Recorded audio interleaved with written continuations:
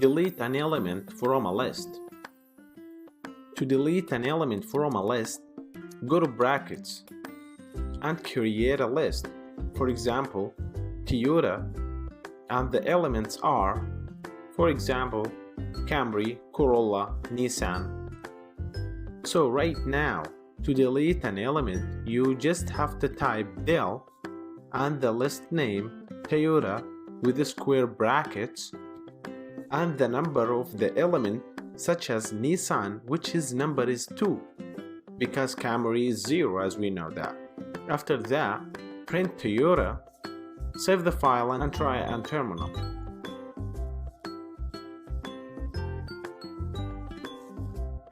Great!